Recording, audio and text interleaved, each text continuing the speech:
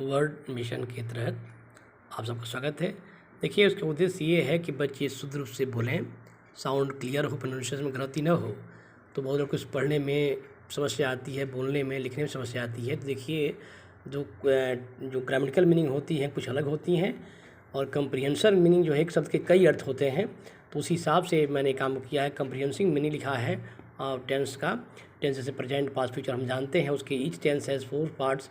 प्रत्येक टेंस के 4 भेद होते हैं। उसमें जो इंडिफिनिट है, तो देखिए इंडिफिनिट ऐसे स्पेलिंग आपको याद है, लेकिन ऑक्सफोर्ड देखिए हमने संपर्क किया है ऑक्सफोर्ड से, तो ऑक्सफोर्ड इनको इंडेफिनिट लिखता है।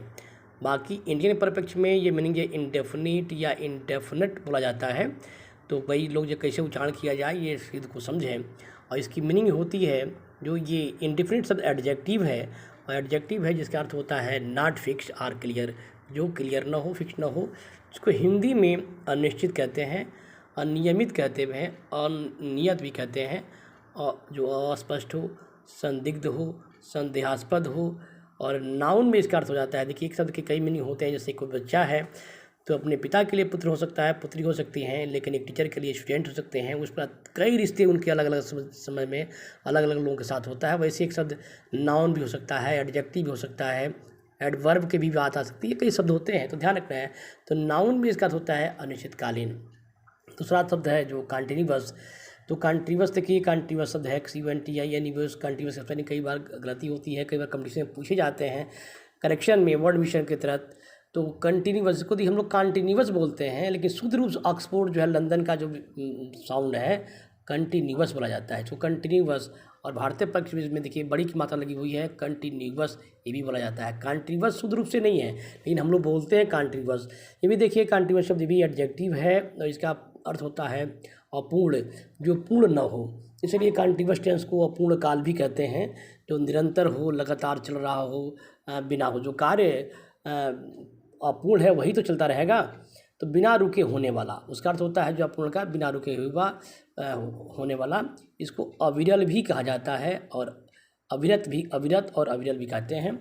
देखिए इंग्लिश में इसकी मीनिंग है happening or existing without stopping. देखिए इसका एक इंग्लिश मीनिंग में भी है अनइंटरप्टेड। क्या बोलते हैं? अनइंटरप्टेड, जिसका अर्थ की बाधा रहित अर्थ होता है, निर्बाध होता है और निर्विघ्न होता है। ये सिनोनिम शब्द कॉन्टिन्यूअस को आप कह सकते हैं। सस्टेन्ड किया गया है। सस्टेन्ड का मतलब होता है जो कायम रखना, यानी लगातार जो चल रहा हो, निरंतर हो, कंटिन्यू हो, उसको सस्टेन्ड भी कहते हैं। इंसिस्टेंस बोलते हैं। इंसिस्टेंट देखिए ज़रूरी है शब्दों को बढ़ाएं। हमारे पास जितने बात शब्द होते हैं उतने ही जो है इंग्लिश अच्छी मानी जाती है। इसका भी अर्थ होता है लगातार या जो निरंतर चल रहा है। तो आप देखिए नॉन स्टॉप, लोग बोलते हैं कि नॉन स्टॉप। नॉन स्टॉप मतलब क्या हुआ? जो लगातार हो, निरंतर हो। नॉन स्टॉप हो, सीजलेस, तो नॉन स्टॉप है। और इसको सीसलेस बोलते हैं। सीसलेस ऑक्सफोर्ड कहता है सीसलेस, लेकिन और जो इंडियन परफेक्ट में उसको सीजलेस भी बोल देते हैं।